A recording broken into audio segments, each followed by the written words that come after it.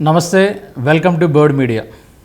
మన ప్లేనరీ సమావేశంలో మన పర్యాటక శాఖ మంత్రిగా రోజా గారు బాగా రెచ్చిపోయి జబర్దస్త్ డైలాగుల మాదిరిగా పవన్ కళ్యాణ్ గారిని గేటు కూడా తాకనివ్వం, అసెంబ్లీ గేటు కూడా తాకనివ్వం అని చెప్పి పదే పదే మన సినిమా డైలాగ్ మాదిరిగా. మేడం గారు, రోజా గారు, మీరు పర్యాటక శాఖ మంత్రి, ఆ డైలాగ్ చెప్పుకోవడం చాలా బాగుంటుంది. సినిమా స్టైల్లో మన బాలకృష్ణ గారు చెప్పుకుంటే జనాలు వేలు వేయటం, చప్పట్లు వేయటం అవన్నీ బాగా ఉంటాయి. కానీ ప్రాక్టికలీ మీరు ఆలోచించండి. మీరు 1998లో మీ రాజకీయ ప్రస్థానం మొదలైంది. ఆ తర్వాత తెలుగుదేశంలో మహిళా విభాగం కూడా పనిచేశారు. 2009లో మీరు ఎమ్మెల్యేగా కంటెస్ట్ చేశారు. ఆ యొక్క ఎలక్షన్లో మీరు ఓడిపోవడం జరిగింది. అప్పుడు మీరేం చేశారండి? పెద్దగా బోరుగా ఏడ్చి ఎంతో బాధపడ్డారు, ఇదయ్యారు. ఆ తర్వాత మీరేం చేశారు? మళ్ళీ 2009లో పార్టీని వీడి వైఎస్ఆర్సీపీలోకి వెళ్ళటం జరిగింది.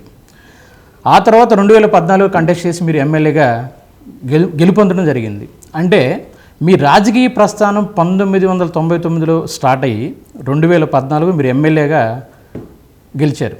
అంటే మీరు అసెంబ్లీ గేట్ను తాగడానికి మీకు ఎన్నేళ్ళు పట్టిందండి? 15 ఇయర్స్ పట్టింది. అంటే దీన్ని బట్టి మనం ఒక విమర్శ చేసే ముందు మనమేంటి, మన ప్రస్థానం ఎక్కడి నుంచి వచ్చాం, మనం ఒకసారి వెంటనే గెలిచామా అనే విషయాన్ని మీరు ఎందుకు ఊహించుకోవట్లేదు? మీకు అర్థం అవ్వట్లేదు. పైగా మీరు పవన్ కళ్యాణ్ గురించి పదే పదే వ్యక్తిగత విమర్శించడం, వ్యక్తిగత దాడి చేసి మాట్లాడటం ఇదంతా జరుగుతూ ఉంది. మీరు అసెంబ్లీ గేటు తాకనివని చెప్పి పదే పదే శబ్దం చేస్తూ ఉన్నారు. పవన్ కళ్యాణ్ గారు పార్టీ పెట్టి 2014 పార్టీ పెట్టడం జరిగింది. ఆయన యాక్చువల్గా చెప్పాలంటే 2014లో పూర్తి స్థాయి రాజకీయాలు యాక్టివ్ అవ్వలేదు. ఆయన 2019 నుంచి పార్టీ నిర్మాణం చేసుకుంటూ సంస్థాగతంగా పార్టీని నిర్మించుకుంటూ వస్తూ ఉన్నారు. అంటే ఏ వ్యక్తికైనా పార్టీ పెట్టగానో లేదే కంటెస్ట్ చేయగానే వెంటనే గెలవాలని రూల్ ఎక్కడా లేదండి. అంటే దీన్ని బట్టి మనం ఏంటంటే ఒక వ్యక్తిని విమర్శించే ముందు మన యొక్క ప్రస్థానం ఏంటి అనే విషయాన్ని మనం పూర్తి స్థాయిలో గమనించుకోవాలి. పైగా మీరు అప్పుడప్పుడు మీడియా ముందుకు వచ్చినప్పుడు ఆయన ఫుల్ టైం పొలిటీషియన్ కాదు, పార్ట్ టైం పొలిటీషియన్ అని చెప్పి ఆ విధంగా మీరు కౌంటర్లు ఇస్తూ ఉంటారు. ఏమ్మా, మీరు మినిస్టర్ కాకముందు, ఎమ్మెల్యే కాకముందు ఏం చేశారమ్మా? జబర్దస్త్లో ఒక జడ్జిగా వ్యవహరిస్తూ ఆ యొక్క పంచి డైలాగులకి నవ్వుతూ మీరు కూడా వ్యంగ్యంగా మాట్లాడుతూ ఆ విధంగా మీరు యొక్క ప్రొఫెషన్ నిర్వహించుకొని డబ్బులు సంపాదించుకున్నారు. కానీ పవన్ కళ్యాణ్ అలా ఏం చేయట్లేదే.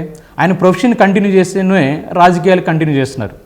పైగా ప్రొఫెషన్ చేస్తూ తన సొంత డబ్బులతో ఈరోజు రాష్ట్రంలో 3000 కౌలు రైతు కుటుంబానికి ₹1,00,000 చొప్పున ఆ విధంగా ఆయన యొక్క సొంత కష్టార్జితంతో ప్రజలకు సేవ చేస్తూ ఉన్నారు. అంటే మనం పొలిటీషియన్ కాదు, ఫుల్ టైం పొలిటీషియన్ కాదు, పార్ట్ టైం పొలిటీషియన్ చెప్పి విమర్శించే బదులు మనం ఒకసారి ఏం చేస్తున్నాడో అది గమనించాలి. మనం ఈరోజు ఆయన నిజాయితీగా ప్రజల మేలు కోసం, ప్రజలు సేవ చేయడం కోసం ఆయన పార్టీ పెట్టారు. మీరు అంటున్నారు కదా అసెంబ్లీ గేటు కూడా తాకనివ్వని చెప్పి, అది త్వరలోనే జరుగుద్ది. అది ఎప్పుడో కాదు, 2024లోనే ఖచ్చితంగా పవన్ కళ్యాణ్ గారు గెలుస్తారు. అసెంబ్లీలో కూర్చొని మీకు మళ్ళీ కౌంటర్ వేస్తారు. ఆ టైం ఖచ్చితంగా వస్తుంది. ఈ విధంగా వ్యక్తిగతంగా టార్గెట్ చేస్తూ విమర్శించడం కాదండి.